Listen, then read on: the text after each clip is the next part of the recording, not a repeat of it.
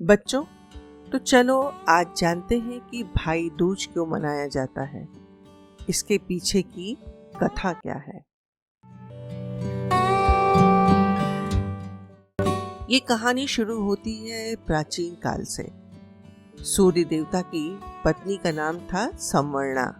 उन्हें हम छाया के नाम से भी जानते हैं। उन्हें 2 संतानें पैदा हुई।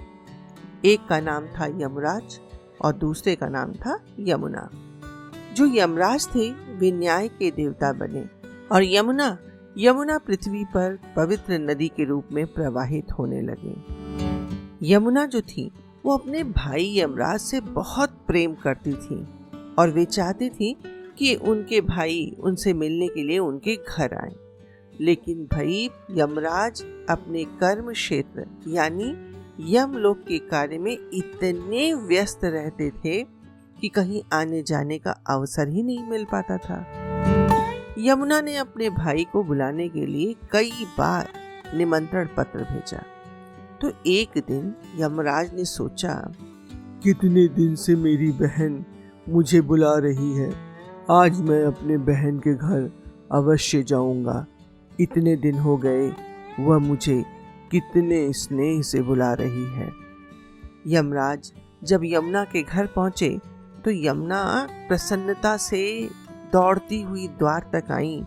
उनका हाथ पकड़कर बड़े आदर सत्कार के साथ अंदर ले गई। उन्होंने अपने भाई को स्नान कराया, तिलक लगाया, स्वादिष्ट भोजन परोसा और दीपक जलाकर उनकी आरती उतारी। यमराज अपनी बहन के स्नेह से इतने प्रसन्न हुए कि उन्होंने अपनी बहन से कहा, बहन, आज तूने जो प्रेम दिखाया है उससे मैं बहुत प्रसन्न हुआ।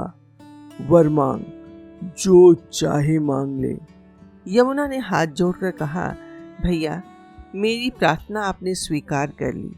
मेरे घर आए, मुझे इतना सम्मान दिया, मेरे लिए यही बहुत है। नहीं, तू आज जो चाहे वह मांग ले और मैं चाहता हूँ कि तू मुझसे वर मांग। तब यमुना ने कहा, अच्छा भैया, आप मुझे यह वरदान दे कि इस दिन जो भी बहन अपने भाई का तिलक करे, आरती उतारे, उसे स्नेह पूर्वक भोजन कराए, उसके भाई की आयु लंबी हो, वह स्वस्थ और समृद्ध रहे और उसे मृत्यु का भय कभी न सताए।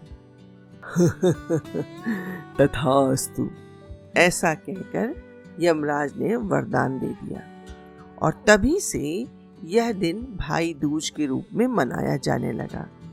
ऐसा माना जाता है कि इस दिन जो भाई यमुना में स्नान करता है और अपनी बहन के घर जाकर तिलक करवाता है वह दीर्घायु होता है और जीवन में सभी प्रकार की सिद्धि प्राप्त करता है। बच्चों, एक और लोक कथा प्रचलित है। कहा जाता है कि जब भगवान श्री कृष्ण नरकासुर का वध कर द्वारका लौटे तो उनकी बहन सुभद्रा ने बड़े हर्ष से उनका स्वागत किया। उन्होंने कृष्ण की आरती उतारी, तिलक लगाया और उनका कुशल क्षेम पूछा। उस दिन भी कार्तिक शुक्ल की द्वितीया तिथि ही थी और तब से यह परंपरा बनी है कि इस दिन बहन अपने भाई का तिलक करती है और उसकी मंगल कामना करती है।